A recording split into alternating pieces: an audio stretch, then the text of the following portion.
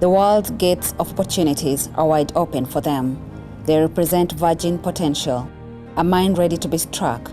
As they stand in wait along long queues, their parents and guardians' hope for them is to qualify for an education that will see them savor life's best prospects. The commencement of every year ushers a new dawn for parents who have young ones joining schools for the very first time.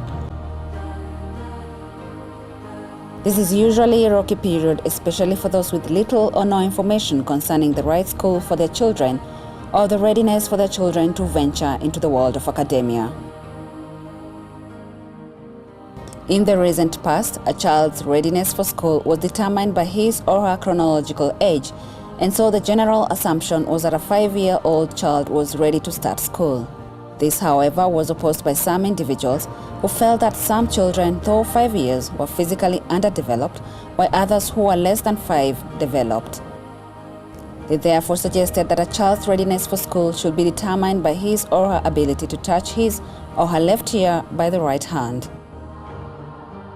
To a great extent, this method posed serious doubts and questions.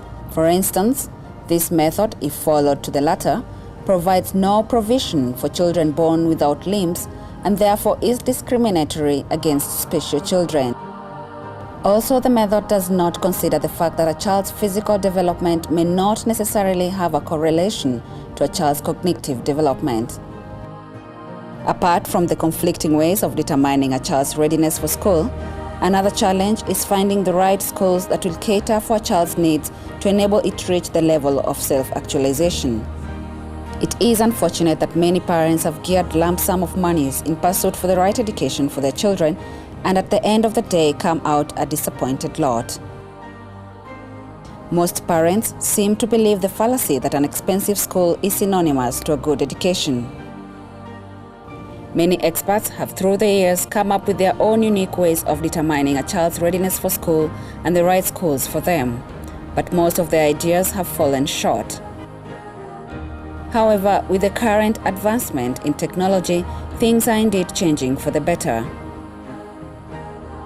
Today, unlike the past, an individual prone to diseases like heart attacks, diabetes, and cancer can be detected years earlier as preventive measure. Also, space travels have increased to find out whether life exists in other planets. Furthermore, we no longer have to find information from a myriad of books when we can easily access information through the internet in matters of seconds. The field of education has not been left behind, as in existence is a scanning machine that can help forecast a child's career even 20 years from today. The African Council for the Gifted and Talented has taken this area a notch higher. Far from psychometric assessment and early determination of talents and gifts, they have finally acquired this special machine and hence opening gates for research and usage in education career and potential assessments. The launch of the machine is in line with DALT's vision of education, endowed in talents and gifts, rather than cramming and recalling tutors' notes onto foolscaps in an examination hall. It has helped several individuals to reach the level of self-actualization, as it aids the decisions of education experts in forecasting the right career path at the onset. Indeed, no longer do individuals need to do many courses first and later guess what they are best at. Indeed, it is this machine alongside related software that will hallmark a paradigm shift from our old ways of determining the readiness of a child to start school and the appropriate school a child should attend, thus saving parents and guardians finances, time, and effort that are wasted as a result of misinformation or lack of it. Even for teenagers and adults who are confused about their careers and usually merely guess their careers, this comes as a great relief, and parents no longer need to wait for results of national examinations to decide on their careers. Mr. Musau Ndunda, who is the Secretary for the Parents Association in Kenya, talks about his experience with the gift and talent testing machine. One, I was very much impressed to see such a wonderful machine which can analyze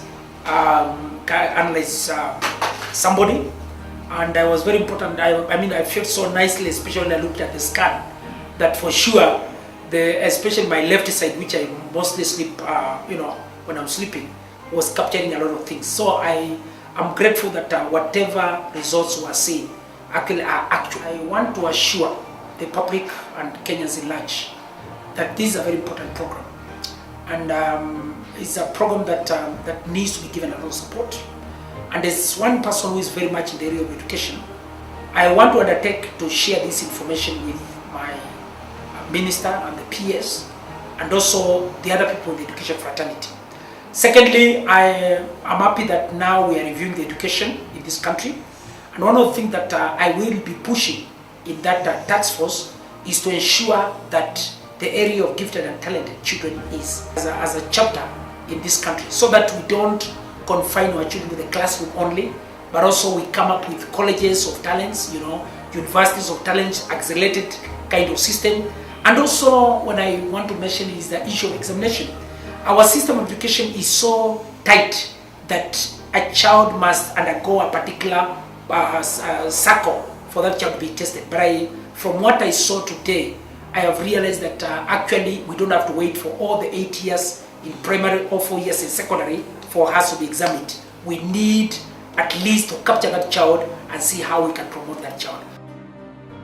Professor Humphrey Obora talks about Mr. Musau Ndunda's experience with the machine.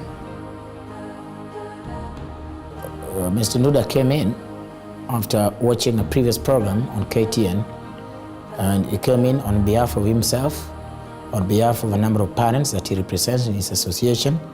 And the main idea was to have the feel of it, how we do it, does it produce the right results, so that when he goes back to the fraternity of parents and when he brushes shoulders with teachers and government, then he can be able to speak from a point of knowledge. And I think that's a good and excellent, absolute good thing to do from a person of that magnitude.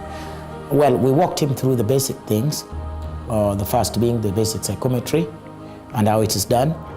I ran through the psychometric questions on the software to be able to prepare and know the alignment towards his potentials, and possibly the potentials would point out to his career. From there, we took in the machine. He was scanned. We have his measurements. We have the clear brain diametrics. And after that, he came back, and then we had to formulate the final report into academic prescription. And from that point, I told him what he is, his background, that he used to be a musician, the careers he's good in, and you could see a beaming smile on his face.